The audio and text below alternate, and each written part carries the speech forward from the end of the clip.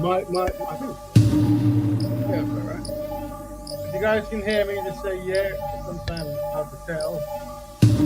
Oh, one, if you can hear me. Alright, let's close this show. Let's go do it. All right. Da-da-da-da, the Blackburn Broadcast. Let's go. Boom, boom, boom. Hello, everyone. Welcome to the Blackburn Broadcast. This is the 145th show. That's right. And I hope yeah, it looks like you can hear me. I can see my thing moving, which is always good. Yeah, so I'm your host, Rap Raven, and let us go through the Blackburn Broadcast. Tell your friends we're live. Tell your friend we're here helping black people as we do every week. Now, we start as we always start with the three start statements. Now, listen, when it comes to working as a collective with only black people on matters that benefit black issues, black progression, and black ownership, unfortunately, black people are collectively inadequate. That's right. We struggle at teamwork for our own benefits, and hopefully we can work on that. Individually, you might find a non-black person who shows some kind of camaraderie towards black people. However, collectively, black people have no friends. Very important to understand that. No one's going to come and save you. You have to think yourself, and we don't collectively have any friends. Terrible. But most importantly, the third statement is a constructive black man with a constructive black woman makes a constructive black family. Never forget that. Never do. All right. So we're going to send out the link if we've done already. Feel free to jump in anytime you want to start a discussion. We're going to view some videos about the topic, and you can all start and stop and have a case study and give your opinion and have a back and forth. But when you do, don't forget we have the 4D values that we practice, which is discipline, dedication, dignity, and discernment. Very important stuff. When you jump in, remember those 4Ds. It will help us try to find solutions at easy rate, minimizing anxiety. Hey. Try to use profanity, please. Profanity doesn't really work well on the show unless we're using it as a case study. Just historical reasons. So please don't use profanity. So those who don't know what is Black Betterment. Black Betterment is black people helping black people on black issues for betterment. That's black people helping black people on black issues for betterment. That's what Black Betterment is. That's right. So we promote the lifestyle of Black Betterment on this broadcast. Hey, go show some videos. Doesn't belong to us. This is the Act of 1976 for case study purposes. Blah blah blah blah. Good stuff. Please don't forget to follow our Black Betterment Building Instagram page. We've started the Black Love Is campaign. So see how that's going. Support and share. Care. So I'll put that link in there as well. There. Wow. Okay, cool. So today's fantastic topic is two very important ones. It's a continuation of last week's one, but let's and it's also intertwined. So, what is better for black people? Collectivism or individualism?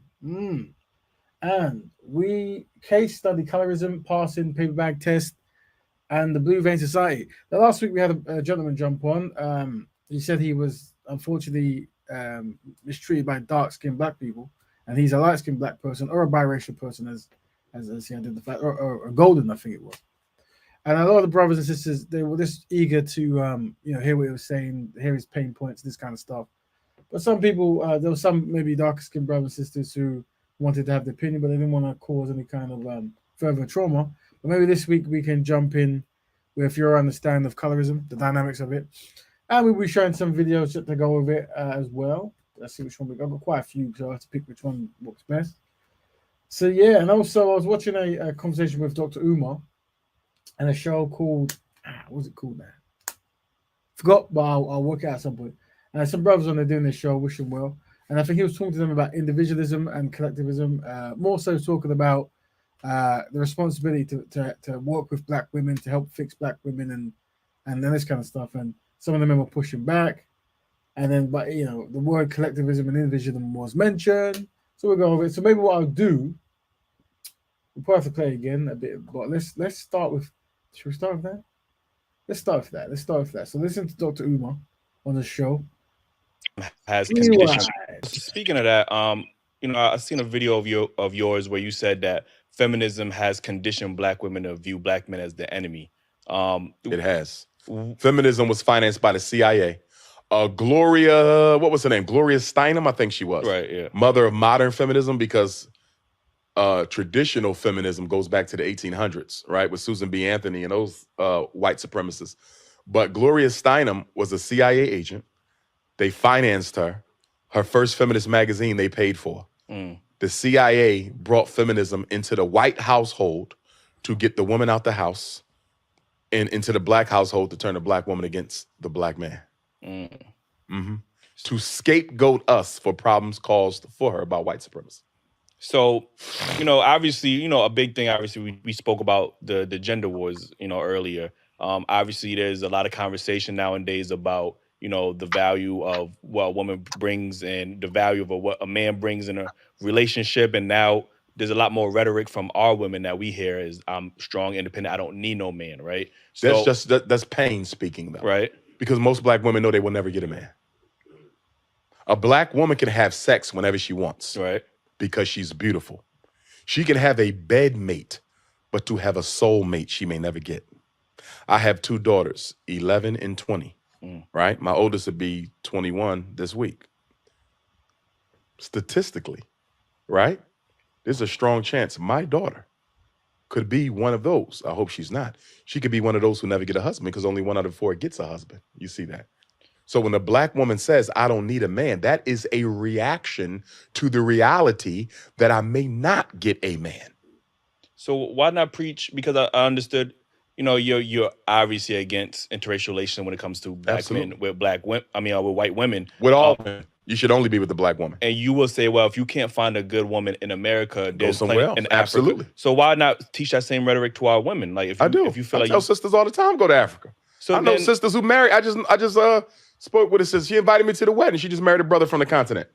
So, but instead of saying they will never get married, I'll take sisters to Africa who married brothers they met in Africa. Right. So yeah, I think there's obviously plenty of black men yes, for black women.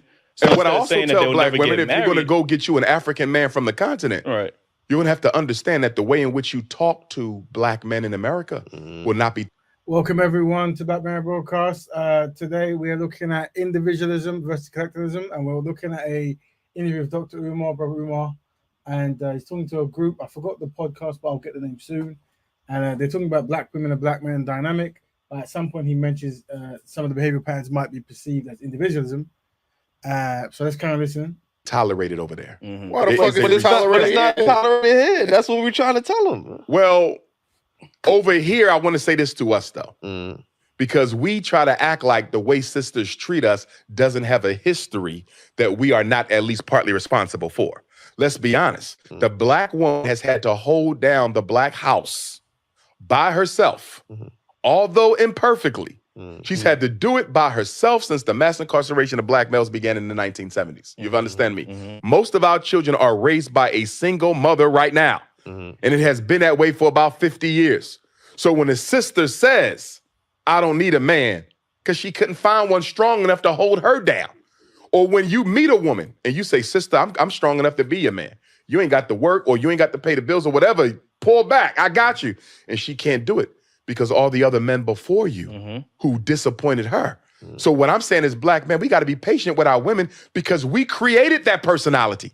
We created that. And then we want to act like we didn't play a role. We have to be held accountable for their poor selection. No, you have to be held accountable. No, you have to be held accountable because they have a poor selection. See, what you're saying, you're selecting a poor mate. And what I'm saying is they don't have much to select one, so of course she's going to end up with a poor mate. And why is she going to end up with a poor mate? Because we as black men are not raising black boys to be the men that our women need. We are not. They out there killing themselves right now. What we doing about it? Unemployed black males, what we doing about it? Pants sagging, weed smoking, what we doing about it? Black men are not raising black boys to be the men our community needs. That is 100% our fault. What I'm saying is she got a right to be angry with us. She got a right to be angry with us. We have not been on our job as black men. If the men are the providers, what have we been providing for our community? I'm not speaking you individually. Yes. Because you may be a damn good father. You may be a damn good father. You may be a damn good father. But guess what? What are we doing for? Family, we're joined by Lady Divine and Brother Kel. Welcome to the Black Betterment Broadcast. Black Betterment to you guys.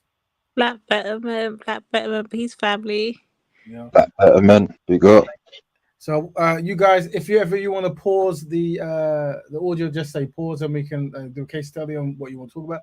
But we're looking at today individualism versus collectivism, and we're using Brother Umar as a case study. He was on some show not too long ago. And I haven't got the other. There was a guy who's quite famous. Got his name, but he supports that white lady, Pearly Things. He's a black guy, and he identifies as some kind of individualist, and he's not Pan-Africanist, whatever.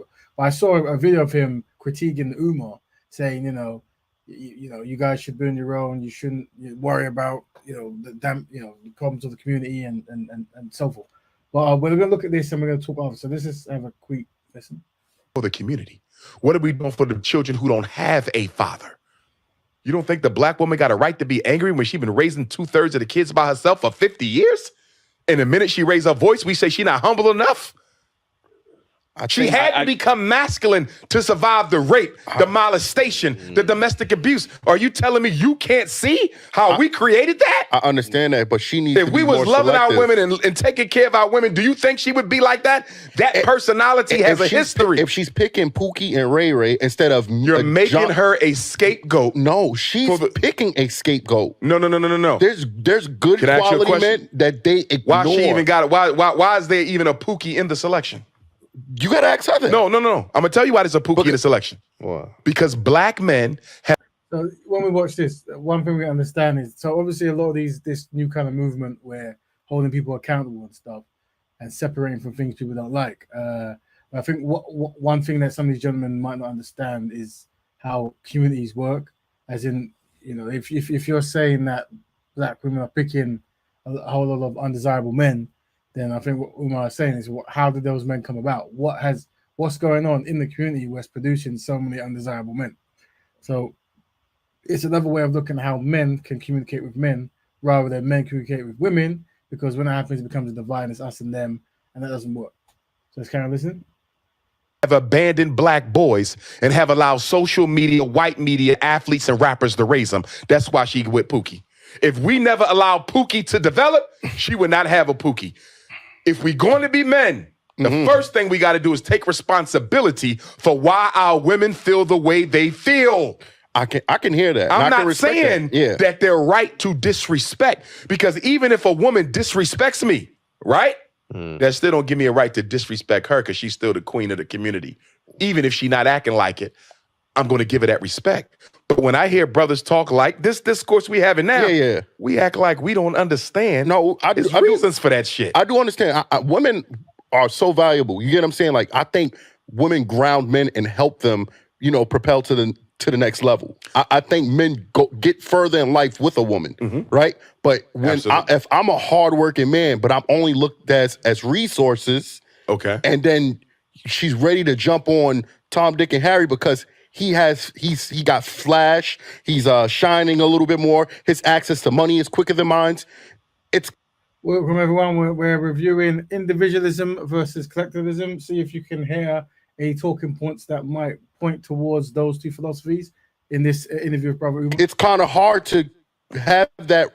Well, one, I agree with you, but that's not all sisters. No, it's not. It's and not. if you're constantly running into that type of woman, then the problem is you.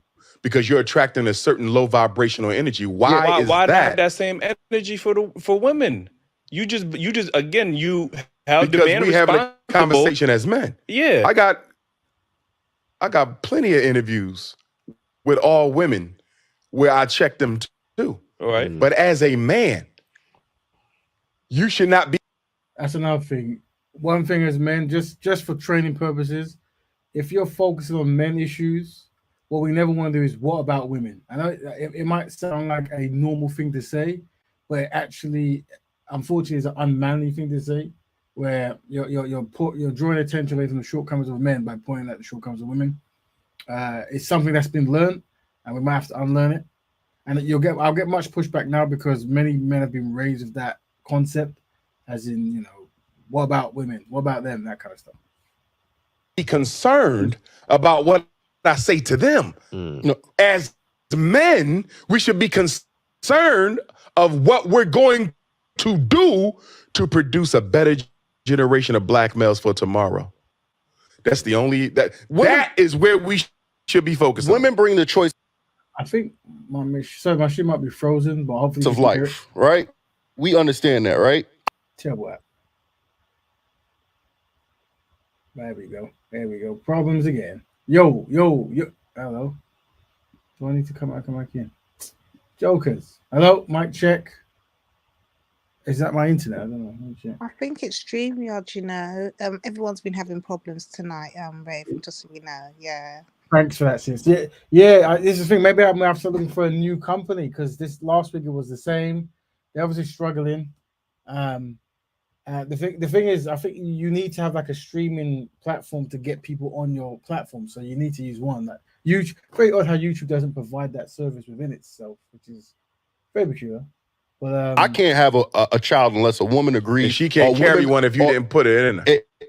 I agree with that 100% too, right? But whether or not, if you want that child or not, she can still make that decision. It's only if up you to don't her. put a seed in her, nothing else happens.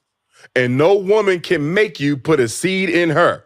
So the original act was the responsibility of a man. True. I mean, all right. So did black men willingly leave the household, or was it the system that was? It was systemic. All right. So how if we giving them grace for them having to do it without us, but it wasn't our fault, how are we not getting that same grace and that same respect? I'm gonna tell you why. Why? I'm gonna tell you why. Because black men, as the leaders of the community, now we can't be leaders. Here's the question we got to make. That. Here's the question. Because the argument y'all make, feeds into the feminist agenda. Okay, it's an argument.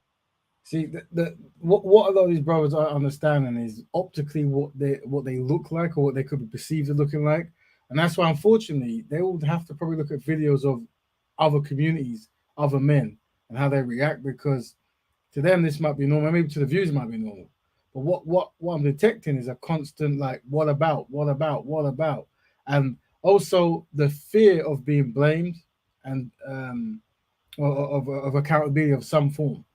I think there's strength in actually knowing shortcomings so you can actually work on them. And unfortunately, there might be many brothers who this is a new concept. Maybe they weren't raised around men. That's another thing. So that's one thing to review. And maybe they saw patterns elsewhere of pointing the fingers and what about themisms. But when it comes to leadership, that's like one of the starting points of acknowledgement. The argument that says, I don't want the responsibility. I'm a leader. I don't want to fix shit. Right? Mm-hmm. I'm going to fall back and let her run everything. That's what the feminists tell. They say, look at them, making excuses for why they can't be better men, making excuses for why they can't make better men. You understand? Your argument feeds the feminist narrative. That's not what we're making excuses for. I'm saying I am the better man, but I shouldn't be held responsible because you want to choose a Pookie and a Ray Ray. That's not me. I work too hard in my life. Back to what I said. Pookie and Ray Ray shouldn't exist. And the only reason why Pookie and Ray Ray exist because we're not in the community making those boys the men they need to be. Do you see that? And, she don't get a Pookie if you didn't allow a Pookie. But she got an Eli. She ain't coming to Eli. She went to Pookie. And that's what we're trying to... She wouldn't have had a Pookie if we didn't allow one. Hard in my life. She wouldn't have had a Pookie if we didn't allow one. But Dr. Umar, men supposed to make the brace the boys. Right. We as men are holding other men accountable for the same thing that you're talking about right now. What are we doing for the young brothers in the street? So what you mean, man? Mentoring them? Now I mean he's a great father. Mm-hmm. I ain't talking about that's individual. That's good, but that's individualism. Yeah. What are we doing collectively as men to change the trajectory for black boys in the streets right now? I Nothing. We're being but talking shit. Yeah, I mean you could take it. Not going to get better unless we put hands on. Well, I'm going to pause it there because the start and stop is a bit rubbish. But yeah, okay. So he mentioned the word individualism, so we can stop it there. I'm just going to test something here, guys. Hold on. Let me see if this even plays. If I ship videos, let me see if it. This is terrible. Hold on, let's see. I do compress it quite a lot as well. No, I think StreamYard is messing around even. Let's see. Absolutely terrible. Nah, in that. We'll try again a little bit. But while we've got our guests, we might utilize them. Welcome, brother Kel, brother and sister Lady Divine. Sorry. So to this week's topics is oh come on, mate, individualism or collectivism. Which one is better for Black people? And also we review colorism. We had some really good videos, but once again, the StreamYard is playing up. We just have to talk about experiences, I guess. That's why this video is messing around. Anyway, mic check, mic check. Terrible, terrible, terrible. I don't know. You know what? Maybe I have to research a different provider. No, but you're good. We can actually hear you though. I think that what it is, I think I'm good, but I think what it is the videos that might be tracking. When I was playing the videos, could you see them? Yeah, we can see and hear. Yeah, I think it might be like a delay though for you on your end. Something might be happening over there. Really? Oh, so the videos are playing through normally, right? Yeah. Oh, okay, it's good. Oh, there you go. Well, in that case, let me play this. See if you can hear this, and let me know if you're seeing the video move. Yeah. Like I said, The main difference between individualistic and collectivist cultures concerns responsibility. Okay. In individualistic cultures, people are responsible for themselves. People are free to pursue their own lives with as little interference as possible from outside. Individual rights and equality in the law, along with privacy, are essential features of these kinds of cultures. Every single individual is sovereign to themselves, and they are only obstructed when they interfere with the sovereignty of others.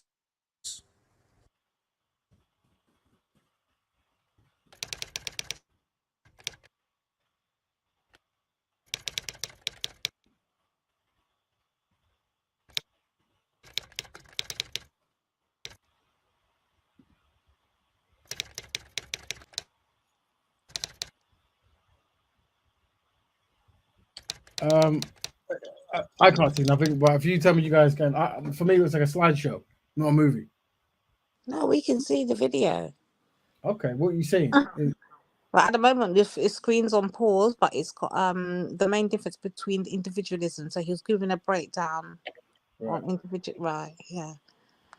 Well, for me, it's frozen on the main difference between individualistic and it's not moving. In collective cultures, the well-being of the group is given priority over the individuals that belong to them. Yes, you're right. Yeah, it's just on that one. I'll pause. Sorry, family, for those listening. Maybe we're going to start researching a different provider. I'll actually go, but if they can't keep up, they can't keep up. So we're going to have to move on. I don't know what other people are using, but we definitely have an issue. Everyone is on StreamYard as well, but even very early I had the same problem. Like he kept dropping out. It was just like everyone's going through it. I don't know. They might be doing an update or something. I don't know. Yeah, maybe. Oh well, we'll see. I'll just type StreamYard versus. Is there a Black-owned version? That'll be good, but we'll see. So anyway, so because we've got two guests, there's two. Let me switch back. We've got two topics, and our guests can choose which one they wish to jump in. Last week we were speaking about. It's not known as colorism. I guess it could be a form of shadism or something like that. We were looking at there's a light-skinned brother. He say that he's was experiencing some kind of bullying, some kind of torment from darker skinned brothers and sisters, and because of that, he decided he wanted to separate and have it, and that's what he's doing. And he came on the show, and we tried to explain the history of colorisms and stuff. But I think, out of respect, a lot of the darker brothers and sisters wanted to, rather than jump in and have a back and forth, more so hear him out. But I did suspect there was maybe one or two experiences that darker skinned people might have wanted to mention.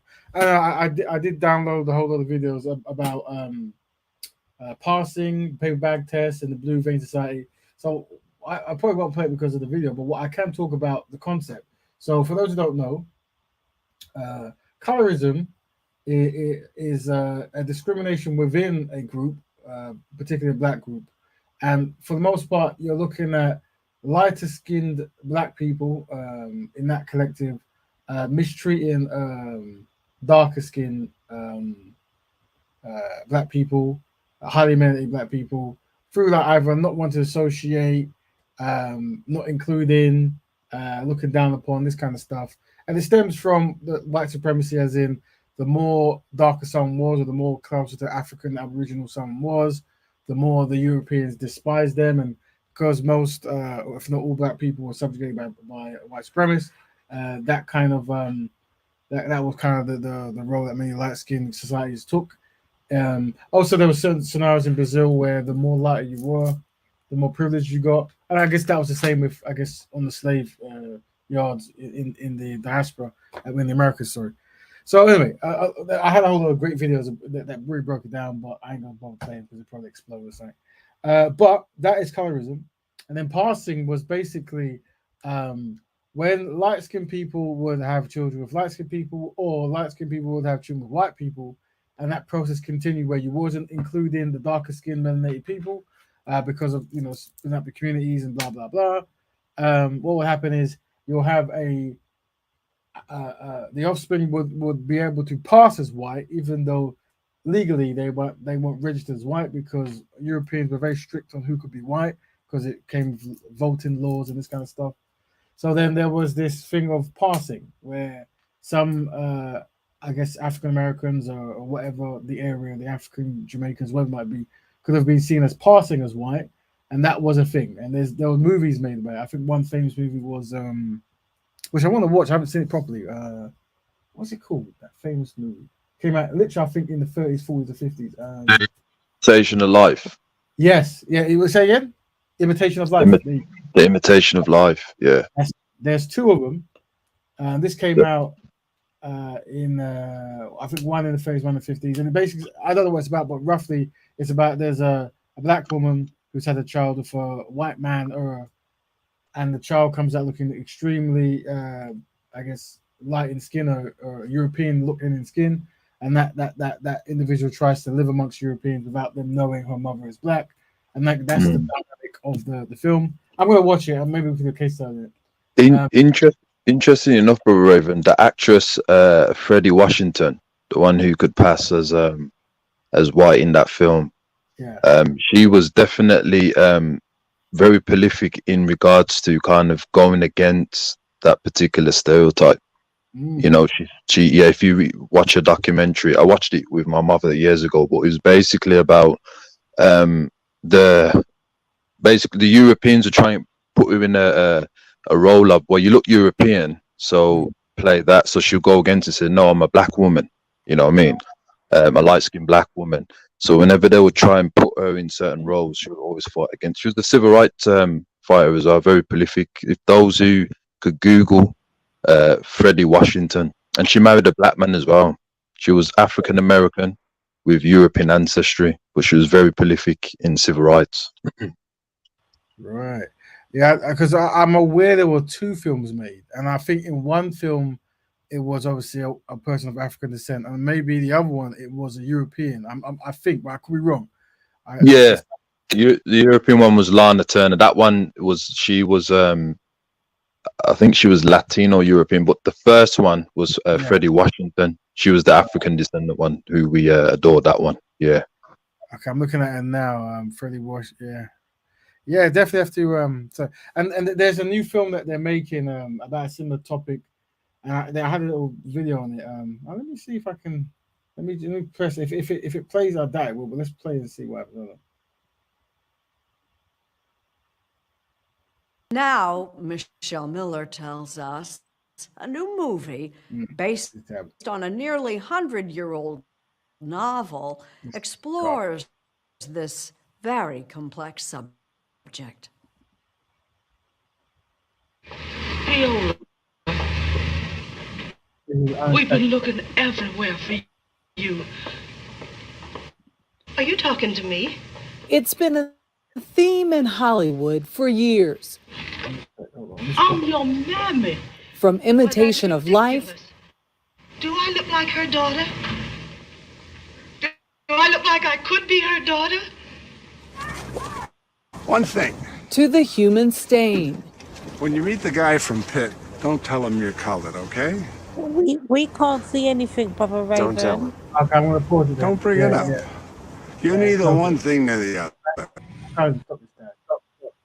Get out. Yeah, we're gonna it's some kind of sabotage. Well, we're gonna have to find a new provider, but yeah. Well, either way, we get the idea.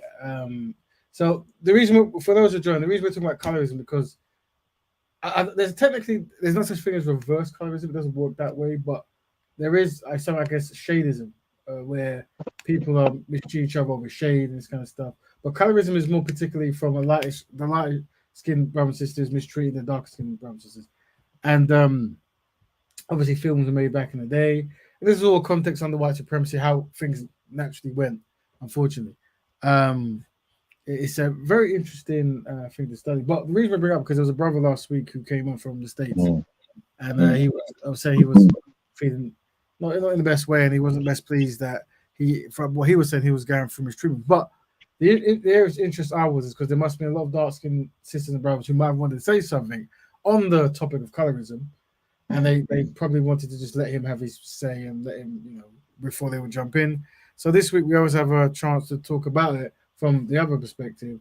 And also I wanted to mention things like the Blue Vein Society in the States, where they had actual institutions where they would use the paper bag test, and I think they call the Blue Vein Societies because if you could see the blue vein on a black person or African American, whatever, then that joined. But if you were too dark, as they would say, as in like your melanin was high concentrated, they couldn't see your blue veins, and that was, I think, why they referred to it as the Blue Vein Society. Yeah. And this was like privileges and like have certain clubs, whatever. But I think what was problematic was it even integrated into some religious churches. There were some churches that were of that kind of behavior pattern as well. So obviously the Black Betterment Broadcast, we have to highlight all the shortcomings that the black community went through because of anti-black racism, and definitely learn from it, and definitely not repeat it. And unfortunately, with the brother coming in, even though we understood his pain, it could be there's another form of returning back to that kind of way of thinking, and we know it doesn't work. You see, because essentially saying, yeah, we want to get light-skinned people to work together and exclude dark-skinned people. We've done it before, didn't work. You see, it was problematic then, and I suspect it might be problematic now. So it is definitely an interesting thing. But one thing that people struggle to do is, I guess, play kind of dominoes, where it's like you're going through pain, but try to think of what was before your pain that caused it. Like if a certain group in our community is causing you pain, or so you see, what have they gone through to be that way, and then what happened to make them feel that way, and vice versa, right?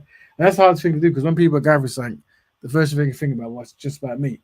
And I guess it also bleeds into our concept of collectivism and individualism, because from a collective standpoint, you have to develop an understanding of why people in your collective might be damaged in a certain kind of way, and that's hard. Especially when there's like a pain Olympics where it's like my pain is greater than your pain, or historically I've been through worse. And this is very challenging. I've recent times noticed more lighter skinned brothers and sisters complaining about mistreatment. Although the majority of ones who I come across, not all but the majority, they don't really know history, as in they haven't studied any kind of black history or liberation history or history and racism, and they are reacting in now. I think that they have the modern kind of kumbaya, like racism doesn't exist, or this kind of stuff, whatever. So under that kind of mindset, any kind of pain they feel, it gets highly magnified. They don't understand the context of it. But at the same time, Brother Raven, there is a dark skin supremacy and light skin supremacy, and this has happened because of us. We're very shy and very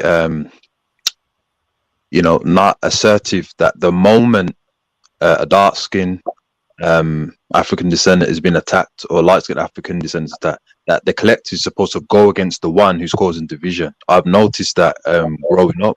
I've noticed that on panels, right, is that it's problematic.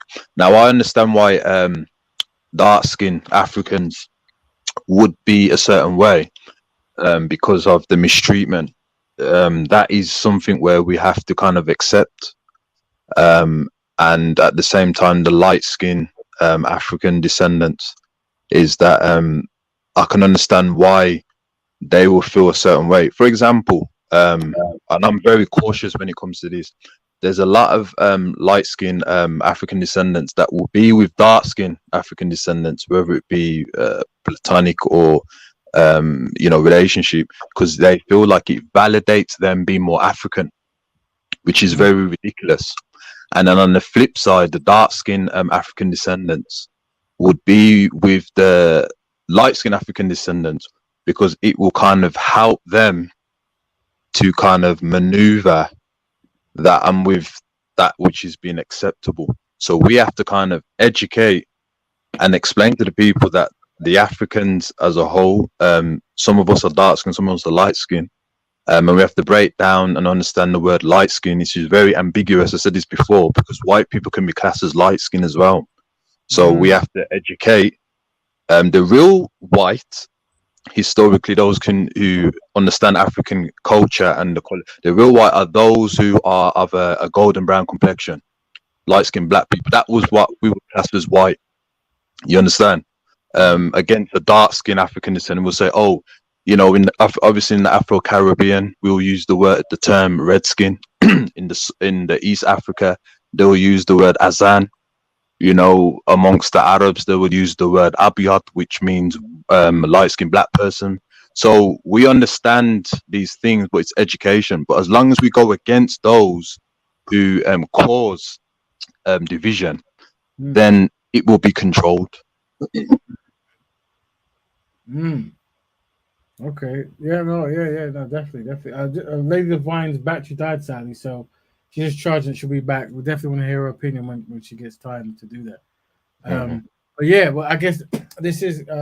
I guess that could be a form of collectivism, as in how to work as a team to try to, I guess, push away behaviors that doesn't work for the best things. But at the same time, we definitely want to hear people's stories and complaints and stuff. And I think one of the good practices is to try to be stoic and understanding when people give you their side of their story. But obviously, naturally, what happens is when people go through their experiences, after a certain time, they try to find their own solutions. So his solution will suggest disassociate and I guess try to form a new identity, which is not a new identity, it's an old identity in the sense of it's always been there, but in isolation from everyone else. Yeah, a bit problematic, but but then I definitely wanted to hear what some of the darker brothers, how they feel, because colourism has impacted historical standpoint, the darker hue brothers and sisters much more intensely. Yeah. So it's good. But we have to apologize, family. We had a few videos we're going to show up. We'll talk about Brazil, how colorism affected Brazil, and also racial whitening or whitening. We had a very good video there that probably track if I play it. What else? We had a great stuff on passing. I can't play, and then we were reviewing Dr. Umar, because Dr. Umar was talking to a brother, and maybe we could go now. And it's this when he's trying to explain to these brothers about yes, there's much challenges with the black women in certain areas and certain mindsets here and there, but you as a man, it's still your responsibility to fix the community. And the reason I brought, because there's another gentleman, I think his name's Antoine or something like this, and he's the reason I'm known because he's one of the few people who was black guys who were defending the lady Pearly White things. I guess the racists, the spectre white supremacist Pearly things, and he just seemed to be very individualistic, and I guess he was successful because of it. But he was one of the first I saw to critique this particular conversation where Dr. Umar was trying to tell the black men that there's a responsibility to look after black boys and be more lenient to black women. And with this manosphere and red pill theology going around, this will be a very shocking thing for people to hear. What I'm noticing is there's a comfortability in a certain division-based narrative. So amongst it's in small pockets now, but there's comfortability in the black man pointing at the black woman and the black woman pointing at the black man. And I guess I think all we can do that a strategy I push forward is black men fix black men and black men fix black women. And I think that's what Brother Umar was doing in his piece. Yeah. You might not be able to see it, but hopefully you can hear the last few on deck. The reason that athletes and the rappers are the role models is the professional black man moved out the hood. Where did Dennis at? He ain't in the black community no more. Where the lawyer at? Where the business owner at? Where your city council person at? We abandon black boys, and then we blame black men for poor choices in mates that they should not even have to make if we did a better job raising our boys the right way. At the end of the day, if I'm going to call myself a man, the ultimate responsibility for reconstruction of the black community rests with me. Yes, they have a role. Yes, they have responsibility. But as a man, as a leader, to say I can't fix this shit unless she changes, that's not the definition of a man. I don't see. I think we're not on two different accords. Like, I don't think we're saying that. What I'm saying is I'm capable of being that leader, that provider. I've worked hard in my life. You get what I'm saying? I should not have to. Dude, you still go back to individualism. But I only feel like we tell black men that we have to now deal with masculine women, women with children. Why is she masculine? Because she's had to raise the kids alone. Not one woman, brother. You mean to tell me, a whole community. So you mean to tell me the only woman I could look forward in my life is a masculine woman that has kids by other men? No. That's what I have to look forward to? But I'm telling you. I don't know why he would bring that up. That's what I'm saying. Like, when you're talking, and don't get me wrong, on this panel, we can think of strategies, right? In the sense of, if there is a problematic woman or a man that you deem problematic in whatever sense, this doesn't mean that you have to marry this person, all right? If you feel that you can't connect with these people because of whatever it is. But while you're trying to find your constructive black woman or constructive black man, you can be creating institutions or media projects or awareness to fix the issue that you don't want to associate with. If there's a behavior pattern that you just can't live with because it's too radical for you, well, then you can be part of the process to try to fix that. But it does take black men to be in a room and just go, here's where we let the ball down. I think Brother Umar mentioned things like the concept of leaving the community, when you become successful and not coming back and not building up and that kind of stuff. So naturally, that's going to have some kind of effect. So these are things, and it is challenging because naturally when you become well-to-do, you might even be a target in certain communities maybe. But these are the open conversations we need to have marketing and strategy to fix it, because you just can't have hundreds of years of the same kind of disruption that go on. There needs to be a solution-based stuff. I believe, brother Raven, is that we have to start being truthful with men. I've said this many times before. One of the code of conduct is understanding female psychology and male psychology is that whenever a man puts the blame on the woman for things, he automatically becomes feminine. And what I've noticed in everyday life and even on panels, is that there's types of men that seems to be respected and even offline, where they, as long as you can put the blame on women and say that it's not our response, etc., they seem to be rated. And when you're a man coming from a background where you've had a father, or coming from a background where you've had uncles, or some form of political signs of understanding, it's very unmasculine. Because I'm going to be very controversial. There's only so far women can go when it comes to leadership. Do you understand? And because of that limitation, they will have the opportunity as well as the card to say, well, I'm a woman, so I'm allowed to do this. I can say that, it's your fault, and you can't do anything about it. You understand? So that's why I say that while they are having that particular mindset and doing those types of things, the masculine man creates an environment. So while they're doing what they're doing, you know, there's things set up for the children, and then when they return back to the consciousness, what needs to be in that, then everything's put in its place. But what we like to do in that, which is very unmasculine, we want to play tick for tat. No, you got to do this, you got to do that. It's not in a woman's nature, unfortunately, to accept certain things. They will test you, right, to see if you're going to pull them up correctly, or are you going to be disrupted by what I've done as a woman that's going to knock you off your path? And we have to start telling the truth, Brother Raven, that it's unmasculine to blame the women or hold them responsible for things which we're supposed to be creating for them. I think a lot of us are afraid to do that. I agree, and I think we're going to get much pushback, as Brother Umar is, and I think there's even brothers who might be in the panel, in the forum, who might, slightly or strongly disagree with these things. But we need to have these discussions because it is becoming very consistent, and I think it is connected, like you're saying, to high prominent podcasters like creating philosophies and shows based upon blaming women, like, well, they picked the men, they're going bad.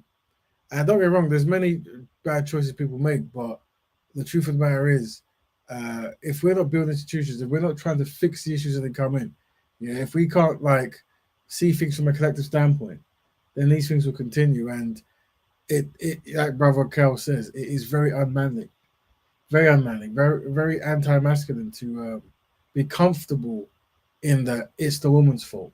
The black community is failing because it's the woman's fault. See, and then what these unfortunate gentlemen were doing is every time they were talking, they were looking for, not scapegoats, but they were looking for ways how men could not be blamed. And I think there's actually a value in blaming. I think there's a value in inward blame, meaning, we're not seeing a collective value system in doing these things as men. So even if there is much sabotage out from outside, it's still a value to keep trying no matter what is happening outside. It seems like it's the ease of not having to do anything. And I think we see a culture of that. And that's why we have these conversations on this show, you see, family. What do you guys feel? We've got the link, brothers and sisters, in the top. Now, we have beautiful videos to play, but because something seems to be wrong with StreamYard, and we might have to be moving to another platform if it keeps messing up, we can't really show them. Some nice stuff. But we did manage to show you some bits and bobs of Brother Umar talking to three gentlemen. Good guys. But I think that they have, he says they have a very individualistic mindset. And I understand where these guys are coming from, because these guys have this kind of new podcast system where what they do is they seem to invite a certain type of woman down to the shows who have a certain kind of mindset. I'd love to go into the same kind of, I don't know if they're fishing for the same thing, like that the Pearly Things show and some of these other Blue Pill, Red Pill, whatever shows, what they're called. They get a similar kind of woman, and then they get a similar kind of talking point, and then they just wait for the woman to do the talking point, like, oh, I'm a boss, or I don't need no man, or whatever the talking point is, and then they jump in. You see, this is what we have to deal with so much. I'm not saying this is not what they have to deal with, but I'm saying, as black men, if that is true, what are you gonna do about it? What's the important thing? What are you gonna do about it? Like rather than focus on yourself and just keep it to yourself, how do you work with other men to build institutions, come with ideologies, support groups, promote black love, blah blah, you name it, right? And a woman's attractive for the young men and even the older men. Women are attractive when you are ambitious and on your journey. This is why they latch on, because it's like, oh, he can met me with the woman I need to be. He seems like he's going somewhere. I can help him on his journey. They have a feminine, supportive nature, and they want to contribute. So when you're kind of putting the blame on them now, it confuses the whole thing. But then because they're from mankind, they're going to take on that role of, okay, well, I need to take the leadership by being masculine. Do you understand? We've all got that inside of us. We've got feminine and masculine traits. You understand? Well, you know this anyway.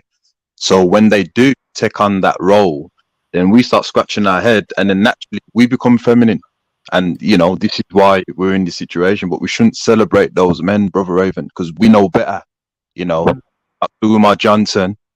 You know, I co-signed with his Pan-African. I was raised on that. You know, when you read the book of Garvey, and Garvey's made it perfectly clear already. You know, he had movements for in the UNIA for the women, and he had it for the men. They will come together, but he wanted to make sure men got comfortable and used to sorting things for themselves to create an environment.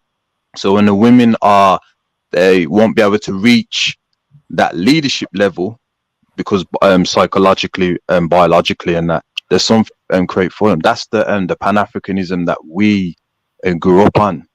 We need to kind of embrace that and put these men, you know, in the docks and tell them, no, this is not masculine at all, man. You know, we need to stop doing as I said before. Brother Dominic says, what does he say? He says, this thing's taking its time to come on. I'll read it here anyway. There we go. Certain black men blame black women, but at the same time, they're the same black men that do not choose black women as a life partner. So I guess how we can unpack that is that, you know, there's many scenarios of how black women might react by having a few good black men to choose from, and then you complain about black women but don't choose them. So you are creating that circle again of limited choice and this kind of stuff. But don't co-sign. We know better. Okay, cool. Big up, Empress Christie. Welcome everyone. Anyone wants to jump on the panel? We have the link there. We had some fantastic videos to show you, but StreamYard seems to be playing up as it did last week, so we can't show you something. But today's topic, let me click on the thing. Hold on. Let's go through it. Is what is better for black people, collectivism or individualism? And we case study colorism, passing paper bag tests, and the blue vein societies. Had some great videos on that. Can't really watch them now, but it would have been good. It's always good to see the video production of the history of the stuff, especially when it's done by black people. But can't see it because it will just track. Oh, at least I think it will. Let me try. Click on one to see if it tracks. Like, what is this? Let me see. I don't know what this is. Let me see what this is. What is this? What is this? Terrible. Hold on. Let's see if it tracks. To abolish slavery in 1888. There are several things that make our racism specific. Okay, absolutely terrible. Yeah, it's a joke thing. What are you gonna do? Innit? I don't know, man. I'm have to now research what's wrong with the streaming. I don't know if it's like a certain time that most people in the world are on, or maybe it's just they're going through. They can't handle the uptake of videos on their platform. Whatever. What are you gonna do? Well, make a black own version, I guess. But yeah. Always a good option. But family, what is your views on collectivism versus individualism? Are you a collectivist? Are you an individualist? Like when it comes to how you move forward? I saw a lot of people, well, not a lot, but a few people disagreeing with Dr. Umar. I think what they were saying was a lot of them they were getting the picture of you should marry women with children, which is a good idea.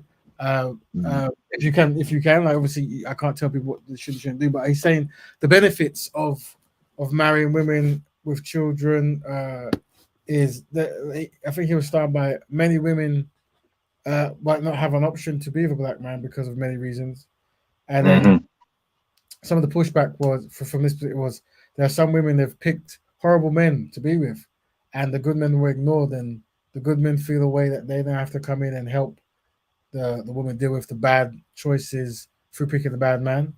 That was what, and then I think Brother Umar was saying, well, what are we doing to make sure that we don't have a future of bad men?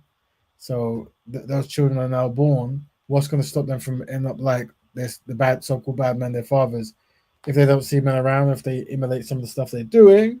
So he was then thinking about, telling them, trying to be individualistic, trying to be collective, trying to think as a collective, and what are we doing? Like, can we quantify what we are doing to help with this problem? So, but then some people disagree, some people agree with some of the things said. But I guess we're asking the people, what do you think? Collectivism versus individualism? Click, let us know. And obviously, colorism. Last week we spoke to a gentleman who says he was bullied by many dark-skinned brothers and sisters, and because of it, he wanted to separate and have his own terminology for his new kind of group identity. And we point to the fact that what he's doing is quite similar to what's happened in the past. But in the past, it was more so the light skinned, unfortunately, brothers and sisters who were more trying to separate and mistreat the darker skinned ones. And we're saying, could the mistreatment come from a legacy of that? They be reacting to that trickle down effect of white people mistreating black people, light skinned mistreating dark skinned people, dark people resenting the mistreatment, and then punching up whatever it might be. So these are the things that we were discussing, or we can discuss. I think last week a lot of the Love brothers and sisters didn't want to jump in and have their say because they wanted the brother to, have his say and didn't want to put pressure under him. But I was aware there were some brothers and sisters who wanted to have their say on the topic of colorism. So if there's anything you wish to talk about colorism, jump in, let us know. Sadly, once again, we had some fantastic footage for you to educate on colorism, blue vein society, paper bag test. But we can't show you because it's there. But we can talk about it, and we can say, "Are you aware of the paper bag test?" Where what they do is they take a paper bag from the grocery stores in the States, and you can only join whatever they're trying to do if you were as light or lighter than the paper bag. And then they form something called the Blue Vein Society, where if you could see your blue veins on your skin, you could join. This is as a black person, but if you couldn't see the blue veins in the skin, you couldn't join. And that was some people have much melanin. So once again, from a black empowerment standpoint, our role is to look at all the challenging things that happened in the past, but rectify them, but rectify them in a way that is rebalancing. So we're well aware that dark-skinned people were mistreated. So we have a campaign to try to spread black love or black appreciation, and it could come from magazine arrangements or movie production or whatever it might be, where you're trying to spell out the beautiness in darker skinned people, because we understand 100, 200 years of this, you will get self-hatred and you'll get bleaching and all this other kind of stuff. So we have to reverse that. But we can't do what most people do, like, or just forget it and move on. I think in Cuba, he tried to do that. So I was researching Cuba today, and well done to the Cubans and that for what they did. But I think what Fidel Castro tried to do was try to make a racist society where he didn't acknowledge the mistreatment of black people. That's right. Yeah, that's right. Yeah, he dismissed it. He dismissed it. Yeah, he said what we're going to do is no colors, just Cubans, whatever, right? And but the problem is many Cubans actually left. White Cubans left because they couldn't stand having equal rights, so-called equal rights with black people. And many of them went to Miami, I think it was. And then obviously there was still some resentment in there, but they didn't necessarily talk it up because of, I guess, the enforcement of Fidel Castro and this kind of stuff. And I know Fidel Castro did do a lot of support in Africa. He did actually go and fight in certain wars in Africa. He did. It's just that the as what you mentioned before, man, it didn't sort out the colorism at all, and that's vital because the colorism is why Cuba is so divided. So to kind of ignore that is very it's problematic. I'll say he's unethical code of conduct because he's not, an African descendant, is he? And I think he's more, if he's not Spanish or Italian, I believe, from that background. So yeah. But nevertheless, man, he tried. Yeah, we give people props for it, right? And he had a hard task of the amount of people trying to kill him, but I think but by not addressing that, it wouldn't. Yeah, the Afro-Cubans were still, there was something called Afro. I think it's Afro-Cubanism. This was something. Is Afro? Let me check. Hold on. Yeah, Afro-Cubanismo, and to look at, you think it's like a black African themed Cuban culture, but I think it was actually spearheaded by Europeans trying to, I guess, cultural appropriate Africa. This came out in the 1920s in Cuba before Castro took over. And I think it was like an art movement, an art direction or something, and some kind of poetry and artistry and sculpture, all based upon African art and stuff. But I think it was spearheaded by white people. So that was another form of mistreatment that the black people weren't best pleased with. And I think that goes on anyway with, I think, like tango and these kind of stuff, where Africans are not necessarily credited for a lot of stuff they created in those societies. Yeah. So Afro-Cubism was an artistic and social movement in the black theme Cuban culture, with origins in the 1920s, as in works by the culture anthropologist Fernando Otis.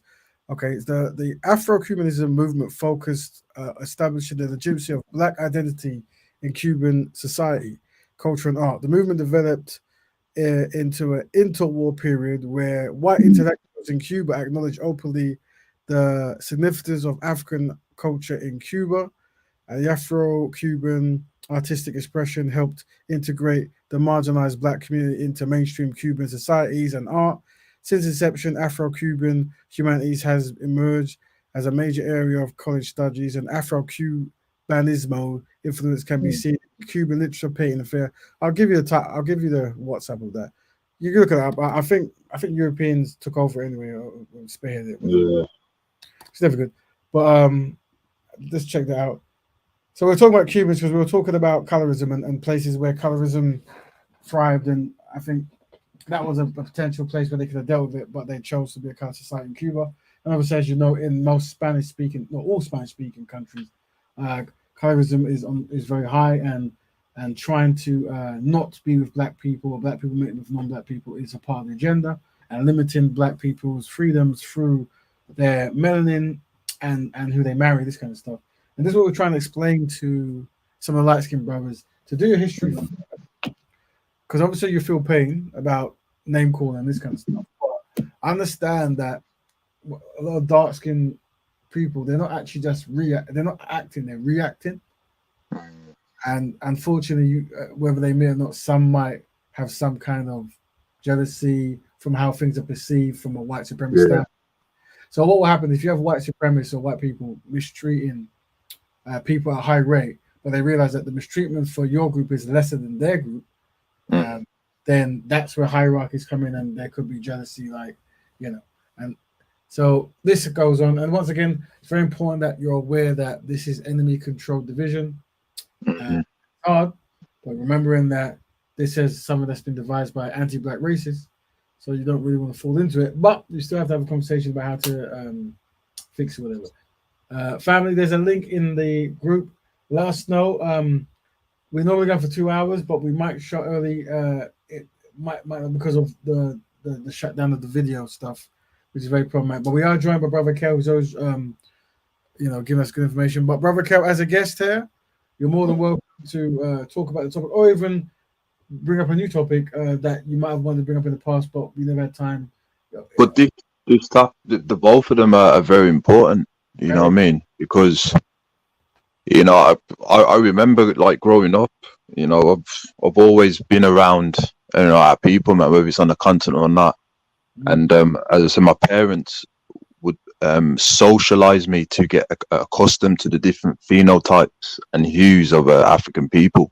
And I remember coming back, into the UK, man, and what I noticed was the brothers and sisters who have a darker hue is that they instinctively understood that whenever a light-skinned African descendant comes by them, we must try our best to kind of let them know that you're not fully African. Do you understand? Or there's limitations with you. And I understood why it was that way, because of the expectations of how we look at each other.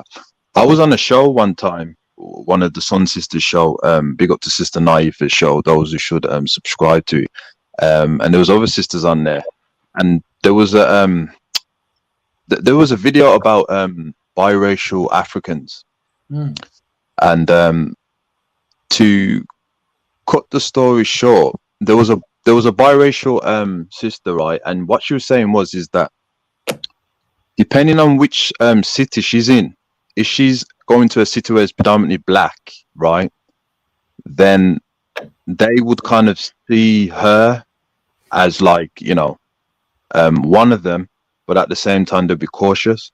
And if she went to a city where it's predominantly white, then they would kind of understand that she's not, also not she can pass as it. And what was amazing is that we can kind of understand why we do certain things. We're very precautious in the sense of, because you're lighter, I have to have a defense mechanism, right? Or because you're darker, right? And the power dynamic, if I can identify with lightness and that, then I won't go through what you're going through. And we do all the time, man. I've noticed that, you know what I mean? Some of our family members do it as well. It's that thing of, I don't want to go through what historically has happened. So, you know, it's good to get people on there to kind of speak about that, man. You know what I mean? You know, Yeah. so Family, if there's anyone who wishes to speak about collectivism, individualism, or colourism, let us know. We have one brother who says, I think he said I moved far away from the hood, from what we went to be there. It's not wise to do so if you have a bit of comfortability. Okay, but guys, feel free to jump in, have a click. Do you have any issues on the topic of colorism or individualism? We try to intertwine them. You know, in order to deal with this topic, we might have to be collective. You see, is colorism could that be very individualistic at some point? Who knows? Yeah, it's a shame these videos don't work because some are really good. But I think ultimately, when we deal with this problem, we have to deal with it from the highest pain point first. And I know people don't like that. Everyone's pain has to be addressed, but it is an issue where we'll have to hear testimonies from different communities, from different people. And then once we hear those testimonies, the light-skinned brothers and dark-skinned brothers come way up like, okay, I don't experience that, and I understand why that's problematic. And I can see how by me doing this, I might contribute to that. So I understand that. But you know what's interesting as well, brother, even though because there is dark skin supremacy, light skin supremacy, is that we'll still end up being with each other. You know what I mean? You know, you'll get some, you know, light skin brothers and sisters, they will condemn, okay, they will go with the light, but then they will still go with the dark, or the dark skin will still say, oh, they're not this, but they'll end up with the light skin. So, you know, it seems like desires overthrows all these types of, you know, synchronicity, man. You know what I mean? Yeah. I mean, I have seen that. I think in the community, I think an issue that might be more prominent than, or a byproduct of colorism, is self-hatred. And for me, I always try to tackle self-hatred because I would see some people are unaware that what they're doing could be considered self-hatred because they're in a scenario or a situation or a community where it's so easily pronounced and easily just said that no one's actually broken down. We have watched some videos where we see darker skinned brothers, more so brothers, saying they don't want to date a woman just like them because they don't want their kids to be of their same hue. So, like, it's interesting that you would say that and not see any form of self-hatred in that. You know, I've seen it before where, you know, people would tell me they would join a black collective, but they will never join if a black man is doing the accountancy or the financing. So it's there's a lot of you know, I don't know. I think that's why we need Black Betterment, isn't it? Where you're in a community where people are so casually destroyed that it's nothing for them to articulate the most supreme version of self-hatred. Like I'm so my skin tone is so bad that I'm okay. I think that's what a lot of the divestors are doing. And then, divestors are women, black women who want to date outside to their race because they're fed up with black men or generally black community. And I was going to play one of their videos, but it will jump a little. But the reason why that's interesting is because with black women who are divestors, it's very problematic because what tends to happen is they'll develop a a very sharp rejection or coldness to an extent towards maybe light skin. Well, it's to black men for they'll blame and despise, but they'll also have an issue with light skin, biracial women, but ultimately by them not being with a black man, they are producing what they what's causing what they say is causing. Right. You see, Right, so right. it's very, very problematic, and that's why sometimes, just like with the brother who tried to come with a solution last week, whatever. Right. Sometimes they try to come with these solutions, but ultimately it's going to be more painful anyway. There's something that's going to reoccur, so it hasn't been thought through. It's like a slapdash, quick kind of solution to a problem. Like running away from the women and men in your group can never be the problem, right? The problem, the real thing has to be fix the problem, right? How do you fix the problem? So I think that's why we have these shows. That's why we have these shows. Let me read some of the comments. Some of the comments are, there we go. Light skin or dark skin, at the end of the day, the non-blacks will still remind you that you're not black. This is very true. This is very true indeed. Program trauma, and also some people are far too gone to be saved. But to play devil advocate, I would say mixed race get better treatment. Yeah, so and that's, light skinned people will always get better treatment. Take a give in white society, and that's something that we shouldn't really concern ourselves with too much. But it's how we treat ourselves in our community, and that we kind of favoritism, and I guess in our community there has to be equal natured behavior, unless you're trying to fix a ancient problem. We're joined by Sister She Reigns. Welcome, Betterment, Black Betterment. Thank you. Welcome. Hello, everybody. Black Betterment on sister. Greetings. So, sister, sadly we couldn't show some of the videos, so we're just talking out about our feelings about the two topics, and that is what is better for black people, collectivism and individualism. And then we case study colorism, passing paper bag test, and the Blue Vein Society. The videos we can't show, but we are talking about it. So those two topics, anything you want to bring up or talk, or is it something else that you want to go over?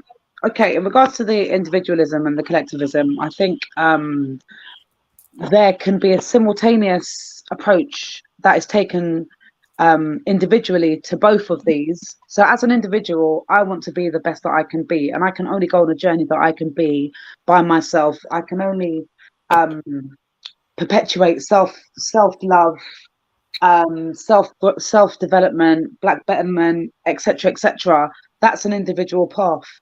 But on that individual path, we can't forget the collectivism. So this is where the different branches on the tree meet together and intertwine and synergize and continue to grow and continue to produce, continue to be better.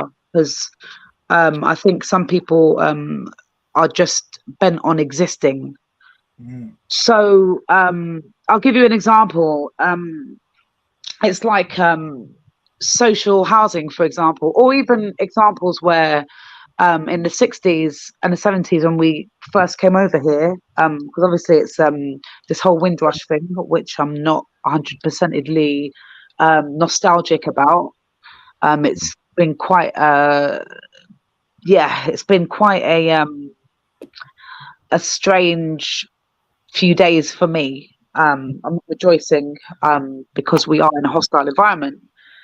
So if we look back to the 60s, where, for example, we as a people, I will say, moving into certain areas around the country, what you had is a collective approach where you would, because of the rogue landlords at the time, a lot of our people bought houses, and when people from abroad, from back home, for example, came over, they would have families living in their houses until they were able to save up and move on.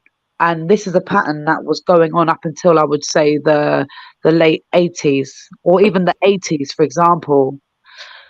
So then there's an influx of if we're talking about the 80s and 90s, there's a nationwide development plan by the government and by the local governments, by councils, by the mayor, etc., to develop, regenerate, gentrify, and do all of these things to a lot of individuals and to a lot of families.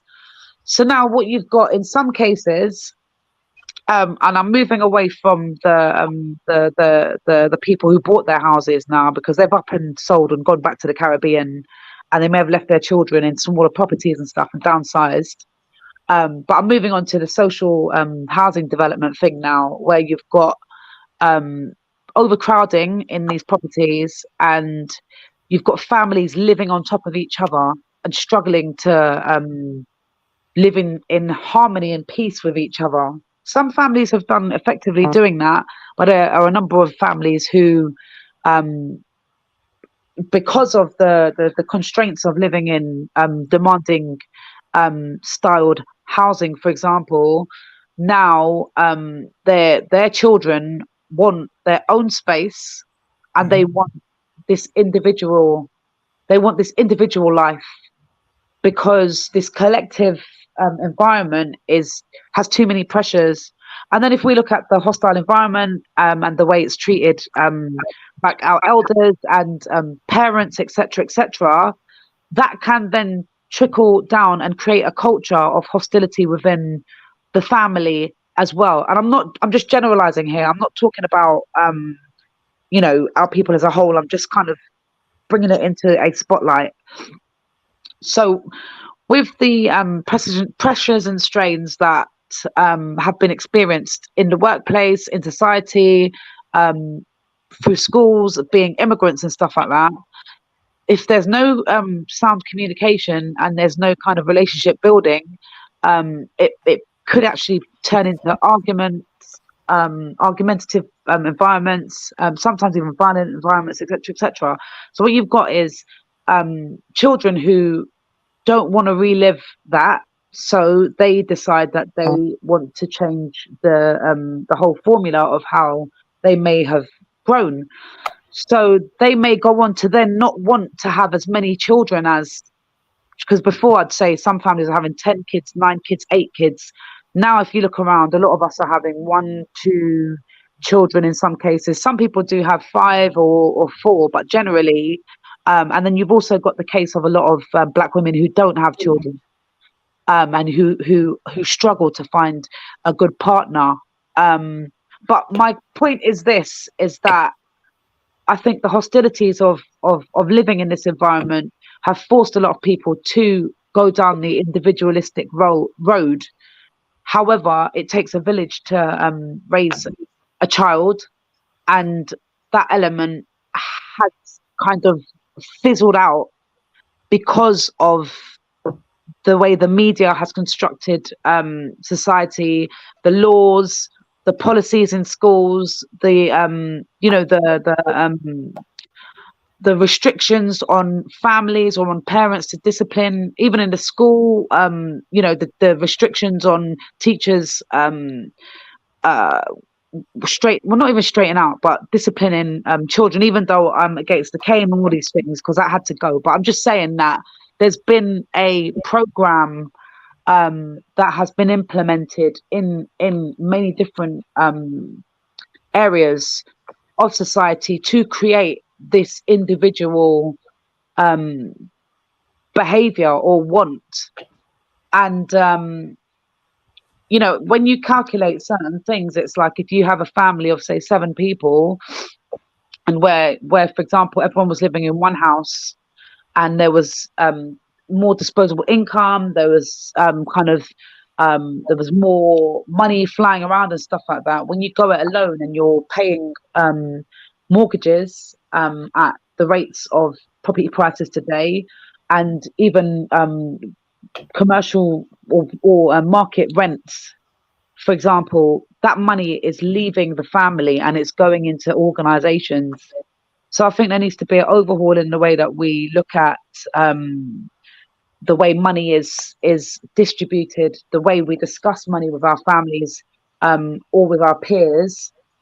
But then at the same time, you've got this a movement that talks about individualism and doesn't actually invest in the collective side that we should be moving towards as well. Because how are we going to win on an individual basis? You know, I think we lose being individual, even though we need to sit exams alone. We need to pass our driving tests alone. There are obviously things that we need to do on an individual basis, but on a collective basis where there was more support networks and more empathy.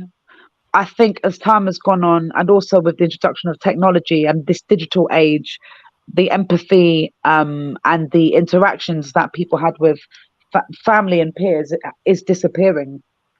I don't know if the panel want to comment on what I'm saying, and I know that, you know, I've covered a lot of things, but that's my kind of general like snapshot. Yeah, I think to piggyback on what you're saying, I guess, is I was thinking about, because obviously when people talk about collectivism and individualism, many people have their own like concept of how that will work in society, how it does work. And I think when we look at the panel of Brother Umar and the gentleman, what I guess what was being saying was he was saying there's gonna be many women who have children and they've got children from undesirable men, and the guys were responding saying, well, we don't want to marry those women. Kevin Samuels. Yeah, this is where it's that philosophy. And what they're saying is, you know, why didn't they pick us first? And you know, it's a high resource. And I'm thinking, you know, this is a relatively new movement of ideas. And don't get me wrong, there's always going to be some men who think, look, if a woman has this many children and I'm making this much, I can't afford to marry, right? That might be one thing. But I think that's where they wanted to have that conversation. So what I would say is, rather than like having the conversation like, no, you have to marry these women or whatever, I think it's more so trying to look at, well, what can be done to help out in that situation? What could be done to help out the children who are born and don't have a father around, or educating on what type of person to pick, and obviously, you know, finding your woman, how you can, once you find a constructive black woman, how you can make sure you don't repeat that. But whilst you're doing that in your own life, you're helping that situation that you seem as a challenge, maybe for a young woman who's got many kids and no one of her her baby fathers, what we want to call them, not supported. And it's like, what could be done rather than going for the golden goose, like go marry a woman with 5 kids, like, because I think that's what they were taking from him. But can I just say as well that in the instance of like this whole rhetoric about single parent families, and on the woman's side and the men not supporting and stuff, I think that's a whole different topic that needs to be uncovered. And there's a brother on Instagram. He's amazing, and he talks about he breaks down the relationship that he has with the mother of his child. I think he's only got a son with this woman, but he has a number of children. But then he talks about his role as a father and how he can be the best father that he can be to his children. And he talks about co-parenting, and I rate him for the way that he breaks down a lot of his talks and stuff. But I think sometimes it's the games that women don't want. There's a lot of game playing when people split up, and if they have children, the game playing can become even more toxic. And sometimes people just cut off of the game playing because there isn't consistency or there may not be consistency, should I say, and there may not be a serious approach to understanding that regardless of whether we're still together or not as a family, there is still a level of responsibility that I need to take as a man for my children. But what you tend to have is a lot of men say, talk about the benefit system, child benefit. Oh, but they're getting child benefit money, so I don't need to give them nothing. The government's giving them money, but it's a cop out, because if you're illiterate, for example, you might be kinesthetic and create amazing structures, whether it's through construction, carpentry, whatever it is. I'm saying there are a lot of people who may not have had a strong education, but they are amazing creators. And I think that as long as there is a creative mind and a mind that is willing to expand with our brothers in the states that they tend to present themselves in, I think women would be a lot more optimistic. Whereas because there's a lot of shutting down and there's a lot of just confusion, or there can be a lot of shutting down, and there can be a lot of confusion in some elements. Why do you want perpetual stress?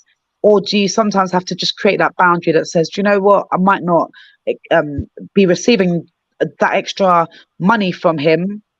However, my peace of mind and my mental health is a lot more valuable to me and my children at this time than trying to chase, like the carrot on the end of the stick, for example, and just kind of cut the games out. And I think that I'll be honest with you, sister. I've said this many times before, that the black man, he's going to have to pick up the pieces of what synchronized black men have done to black women. It is something which, it's part of being the man, and you may not like to hear this. However, the black woman, she's going to have to be co-wives in this situation.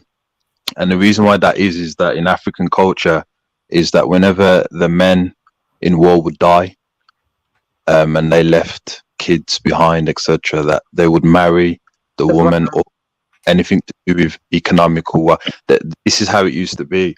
And as long as, because you were saying some very valid points, you're talking about how it used to be back in the days, and particularly in the Afro-Caribbean. And I remember some stuff is that when they'll do the partner, is like they would understand that there's a technique of, there's a temporary purpose, right? And then during that temporary purpose, there's going to be a long-term goal for betterment. So, for example, you're going to be staying in the house for about 2 years, so we can, build money together. And that person's going to get that house within 3 years, but you're only going to be here for 3 years. And then when that 3 years is up, then we're going to continue it.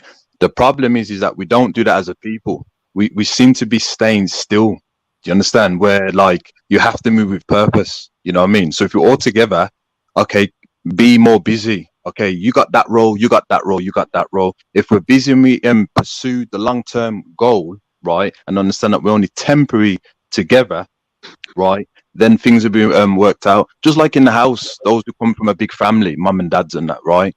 What does our parents do? They will prepare you for school, and then they'll prepare you to leave home. You know what I mean? And then you go and implement what we taught you in your house, and then build and build and build. As long as we understand temporary purpose and then long term is to leave the house or build this, then we can crack down on collectivism without irritating each other, if that makes any sense. But brother, can I just say, I understand that is the way that it should be, but in a lot of cases, a lot of our children are out on the streets. So our parenting, for example, is not going as far as it should, because whether the child or the young person is incarcerated and given a bird or given a long period of time in prison, that can also disrupt families as well, and disrupt the flow of families can actually stand still because they're trying to fight the justice system. So I think there's a whole load of different elements to this conversation, but I don't think we've touched on the incarceration of, I know that's an American term, but the imprisonment of our men and what that actually does to our families and sisters as well, because that then leaves the family that leaves the woman in a single capacity, and she then has to pick up his pieces and her pieces, or decide to walk away in situations that, you know, some people do make that choice, but where you make a choice where you're gonna, you know, kind of stay and continue on with supporting that person in throughout their prison history or their life, that's also a tough element as well. And that's where a lot of women become or have to become masculine as well, because they're entering into institutions that are hostile, are unjust, are dismantling, disrespectful, mentally scarring, and a whole load of other things as well. So it isn't just the one thing. I think, and obviously we're not talking about the one thing, but there are a whole load of different elements that can explain, if we're going to go on to this individual thing with sisters, why they are masculine, or they've had to be, because they've had to hold the fort and they've had to battle a whole load of fights that maybe the people who came before them weren't as hard enough to, because they may have been in the church. Whereas if you stopped going to church or a religious establishment, for example, you're trying to find yourself, I think the battle can be more real, because you're actually do you know what I mean? You're in real time dealing with real ish per se. But the thing is, sister, I don't know how old you are. Some of our parents, right?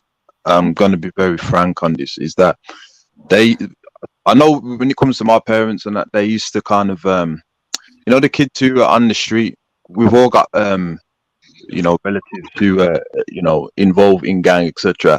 And some of the kids will be outside. But my parents, they used to kind of adopt these kids without the system knowing. Do you understand? Mm-hmm. So it's like, they will be like your brothers and sisters, not by blood, and prepare them. And then when they get to a certain age, right, then my parents would kind of, you know, say, well, it's time for you to go, like what you do with us. Do you mean time for you to leave the house? Do you mean time for you to go home?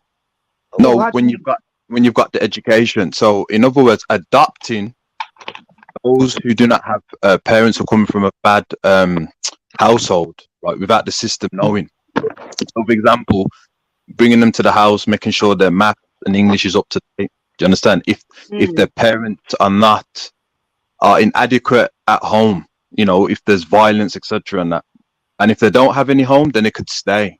Do you understand? Now, this requires a lot of discipline, because a lot of adults like to mistreat children, and that's one of the things you could do.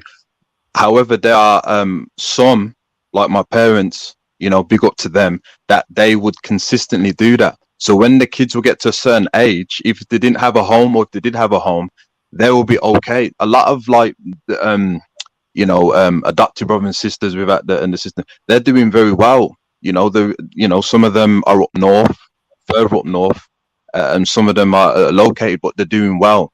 Do you understand? And even myself. Were your family foster parents? No, they weren't. Not by the system. Not by the system. Definition. I'm not by definition either. Okay. Well, by that, but not with the system knowing. And the thing is, it's like, it's a thing where, even because we're talking about the Windrush, right? Our grandparents used to do the same thing as well. They used to be like midwives without the system knowing. They would, you know, help. So coming from that background, you know, is like, it became normal. So if we were to implement that, do you understand, as a collective, we can give the kids who are not coming from the best of household a chance. You know, oh, you need a bit help with the maths, the English, you need somewhere to stay. Oh, you need this, you need that. It helps them out in the long run, believe you me, because first of all, they're gaining trust and it's stability and security as well. So if we were to do it as a collective, like what our grandparents used to do, and some about our parents, then that will kind of like increase the chances of limiting, you know, the kids from kind of, you know, not trusting us, or teenage pregnancies at an early age. And you understand what I'm saying? And that there's solutions. Yeah, yeah. I think as the years have passed, there has also been a lot of safeguarding issues being raised, which have kind of deterred a lot of should I say, families from sending their children to certain homes and whatever and whatnot. But generally, I think there is a I was speaking to a friend of mine today about education, re-educating of our people, basically. So they have an understanding of how the past marries up with the present, and then also how we can then have faith in the future, because there was a time where I was part of an Afrocentric group, and from our teachings, our teacher was able to predict the future, and he was talking about cycles and everything else. And for the first time in my life, I felt we could win. The black man is going to win. For the first time in my life, I felt the black man we can win this. We can win this world domination. Do you understand?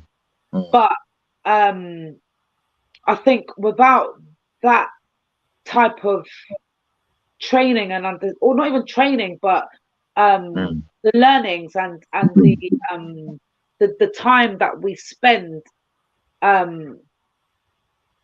kind of out of learning about ourselves and our history and stuff like that, we will continue to make the same mistakes, and there needs to just be a freeze. We need to just freeze all of this, a lot of the things that we're doing, and we need to conversate, we need to come together, and we need to have an understanding that it's imperative that we upskill and we re-educate our children to a different standard, or else we will continue to be left behind. I know I've spoken about Chinese children in the past, and I have a Chinese friend, and her son I think they would go to clubs before school. They'd spend the whole day in school, and then I think they go home at 9 o'clock because the child has got swimming, the child has got chess, the child has got martial arts, whatever it is, maths, extracurricular activities. And I spoke to somebody who actually has a tuition school, and he said that the Chinese, what they do is the family the family will come together, and they might contribute, say £30 each per month, for example, or they might say £50 or £100, for example, and they'll put that money into a pool, and that money will go towards that child's extra curricular activity. So if they needed tuition for maths, there'd be a pool of money to spend on a child for maths. If the child needed to learn coding, there would be money available, because it's collective money now, that would be available to spend on the child's betterment. And when we speak to families now, everyone's so bent on trying to hold on to every single pound that they have. They don't understand the like the partner like system, because that is kind of like a partner where people are putting money in. Yeah, exactly. Yeah. And then the result is that child will be independent enough and better educated enough to sustain that harsh, hostile environment out there and the workplace, because we've developed a child who has confidence in themselves, who is able to apply the aspects of whatever they have learned, who is able to create and develop systems out of the box, and so on and so forth. But what we have, I'm really sorry to say, is the majority of us are and I'm not saying I stay at home, because I do like to go out and stuff, but we're raving, we're going out to eat, spending loads of money on going out to eat, we're doing all of these activities and stuff like that, and we're not investing in our children's growth and development enough, and also in say doing small courses ourselves that will enable us to better our qualifications and stuff like that as well. And you hear in certain schools they say, oh, some children don't have books in their house, and in some cases it is true. Some children don't have books in their house because their parents are for whatever the environment is. I don't want to go in, I don't want to zoom into that and make assumptions and stuff like that, but in some cases the priorities are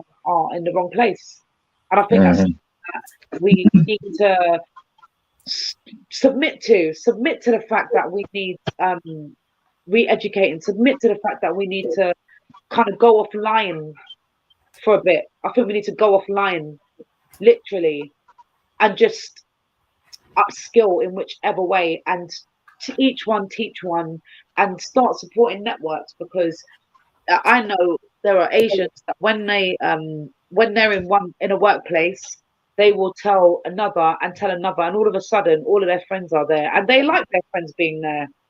You know, they enjoy the fact that their friend is doing well also. Whereas for us, our journey is different. But sister Rain, the difference is that they all have a nationalistic mindset. That is all they're doing. Exactly. What we've That's what I was going to say. That is exactly what I was going to move on to say. Yeah.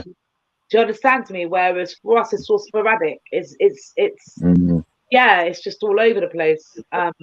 So I'm going to, kind of allow the rest of the panel to have or say their piece. But collectivism, there's always one or two people in the family that want collective outputs.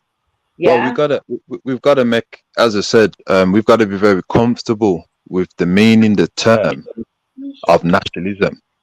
Do you understand? Because when you speak to our people and say we have to be nationalists, right? This is where the test comes. You see, that means being a nationalist means, right? And I'm going to be very, very controversial. That means keeping away from non-African people, right, for a long time.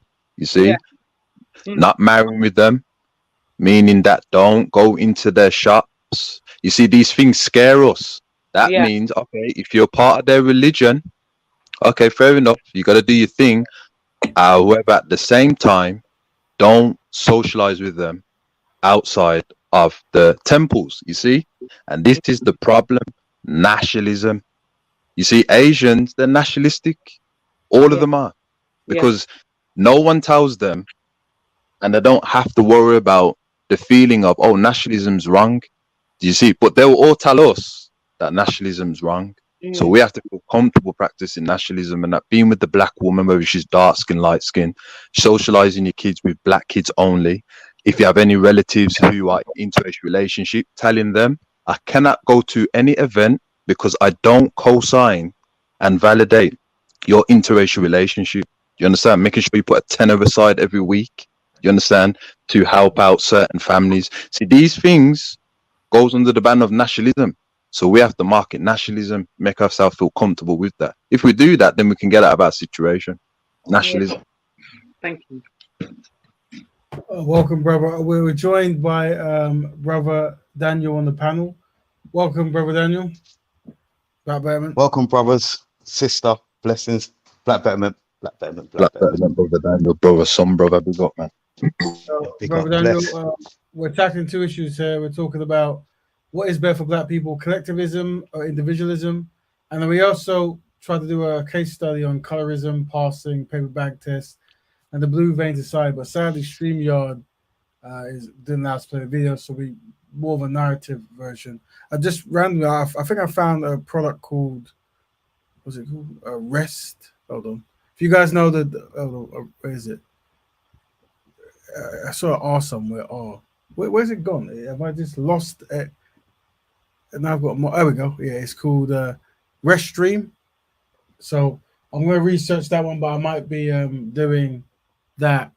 We might be jumping on that one to see if that works better than this one. But that's technical stuff. Brother Daniel, any opinions on the topics at hand? Anything you want to add to the panel, to the topic? Yeah, just a point or something we can discuss. In terms of what Dr. Umar was saying in the video and what we've been touching on about black men putting the blame or deflecting from their responsibilities, holding them accountable, or I won't say blaming them, but I'm not surprised with men that say that, or I like to call them undeveloped men, because with that mindset, like it's the woman's fault. Are they raised as a man with a man's mindset? Because us as men know the right thing is to do is to support our women, no matter what they've gone through. And I think that's what Dr. Zuma's point was.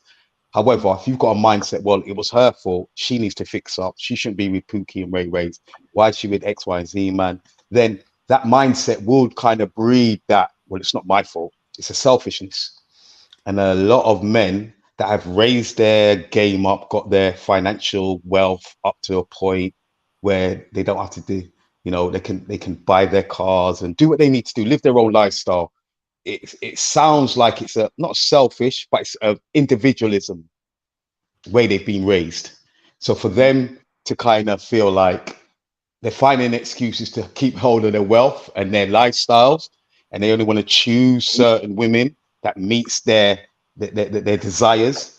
You know what I mean? It's easy for them to say, well, I'm not going to be a man. That's not, you know what I mean? So I don't think they are men. That's my point. You know what I mean? They're not men. They're grown adults acting like boys, claiming that, you know what I mean? Because they don't know what a man is. And I don't think they've been raised as men. I don't know how many role models they've seen, looking after mother or fathers or uncles, looking after multiple members of the family in other ways, like the school runs, or going around to speak to their sisters, siblings that don't have fathers in their lives, just to say, look, stop messing about, you're from a good household, just being there. I mean, I don't know how much role models they've seen like that, so I can sympathize with to think, well, you don't really know what to do.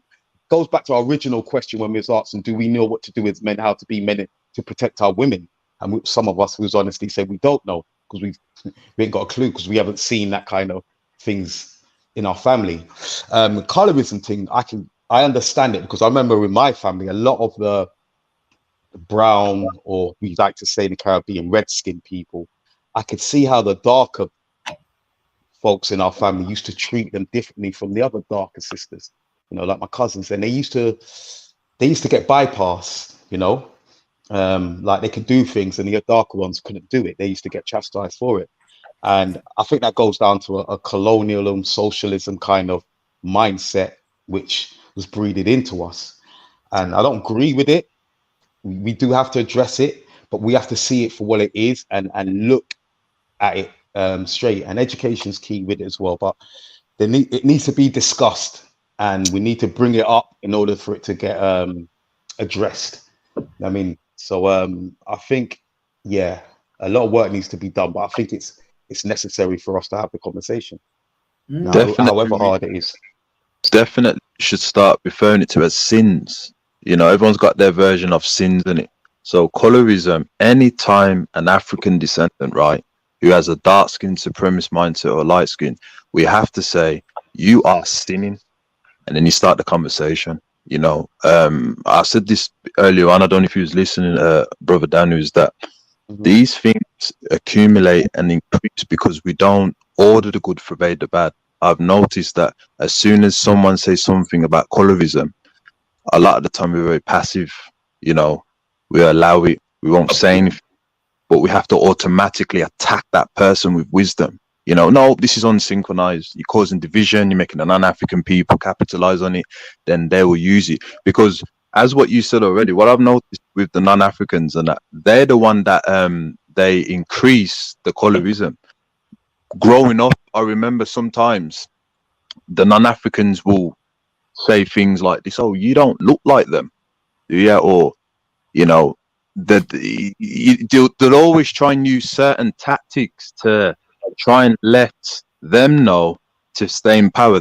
Oh, you're not all the same, are you? Do you understand? And then we have to look at it like, why am I having a problem with a dark skin complexion or a light skin complexion, when we're both genetically dominant, it's the non-Africans who all look the same.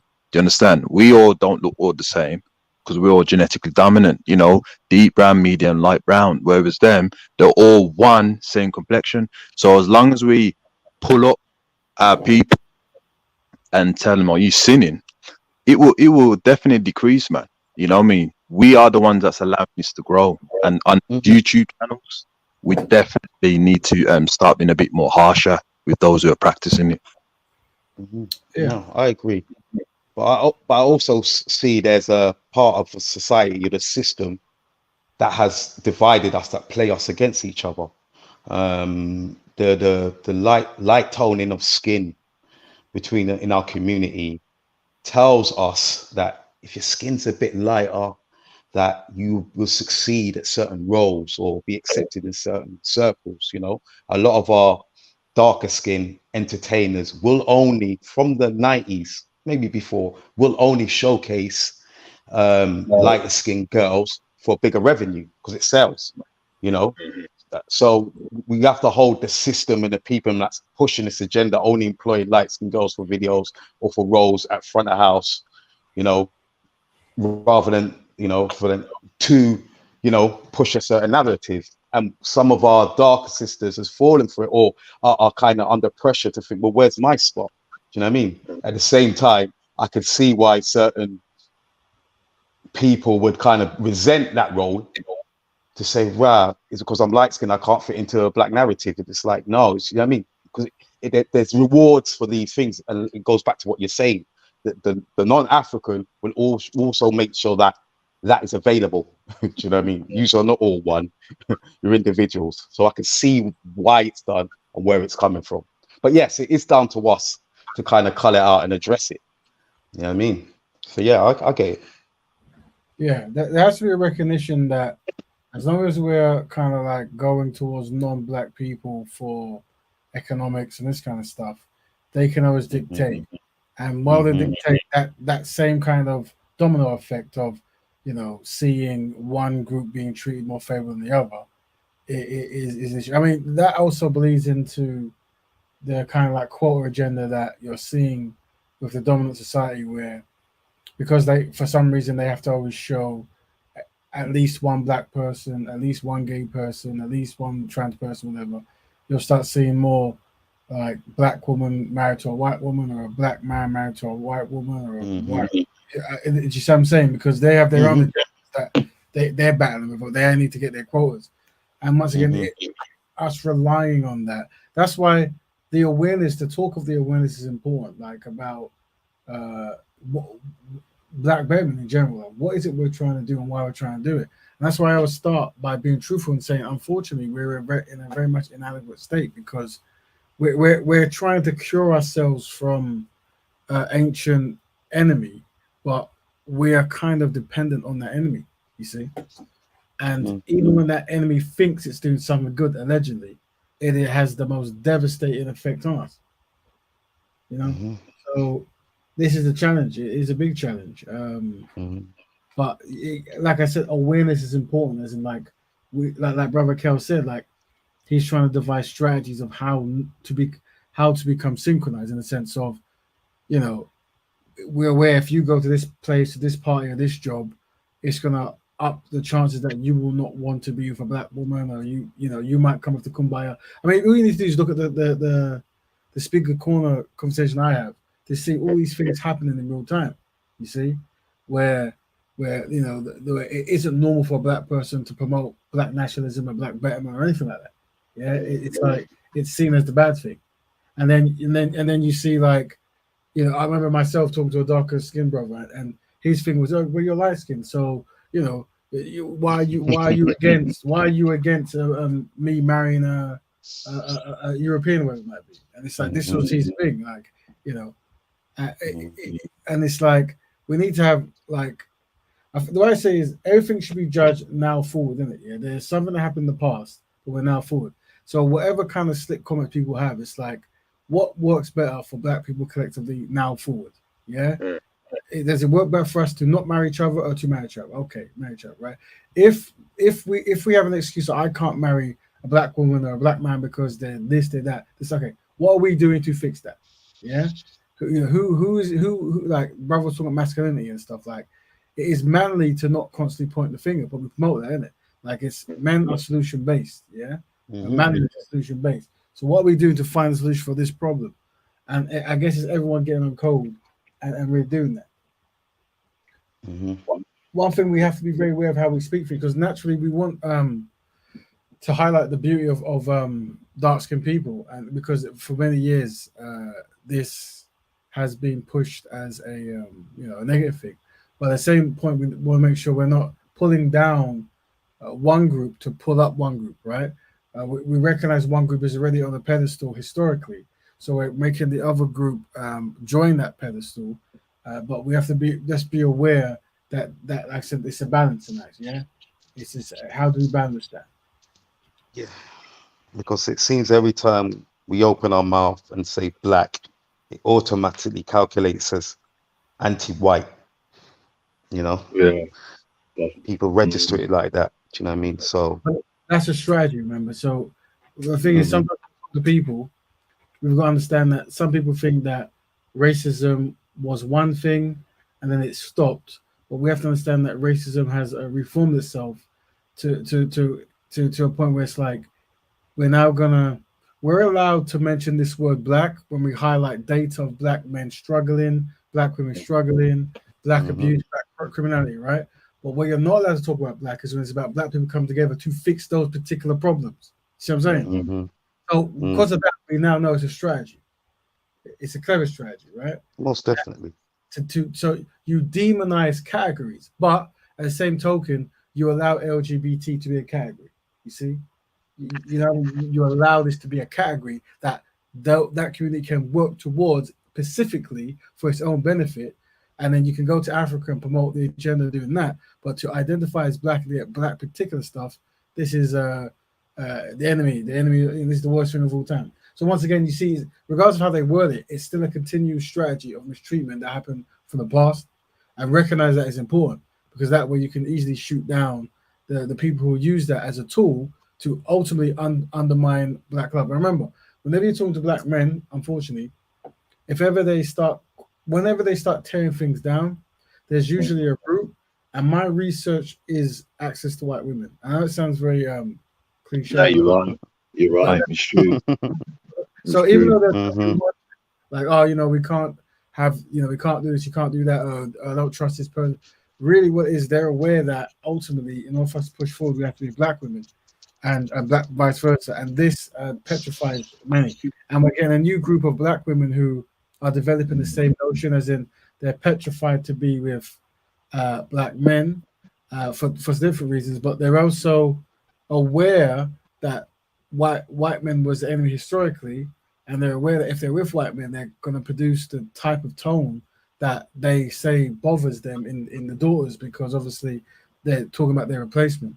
So this is the kind of trauma that creates trauma. So ultimately, those solutions cannot run. It has to be a black betterment standpoint where we find solutions, black people helping black people, black issues, and we have to make that make sense. And family, we'll come to the end of the show.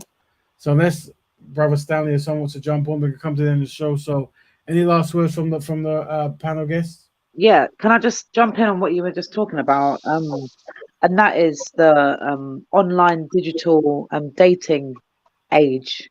Yes. So dating online, for me, that's put relationships between I'd say across the spectrum into some sort of disarray, because you might sign up to a dating app, for example, and the responses or the people who are contacting you, you would never have in your mind that people of this ilk would be attracted to you. But then, because people are coming to you, this is just a scenario. This is a scenario. People are now coming to you and saying that they like you. Do you want to link up? Do you want to do this? Do you want to do the other? It just makes accessibility just it's just made it seedy. And in some cases, don't get me wrong, because some people do find love. Some people are very serious and dedicated with what they want, and they do target specific dating apps and stuff. But generally, this whole online dating thing has, for me, kind of, from what I observe, it's messed up a lot of how can I put it? Not the seriousness of relationships, but where there wasn't so much of a pool of women available. Now you can the reasons why you want to get with somebody is like far and wide, whereas before, if we are to go back to solid family values that we did have, if you wanted to date somebody, you would have to visit the family, and you would have to let the family know what your intentions are. There were certain rites of passages that the male had to come to the family with, and the family had to be satisfied that this male, and not foreseeing the future, but at that time, he would have to commit to looking after his family, looking after the children, and creating a progressive family life or situation.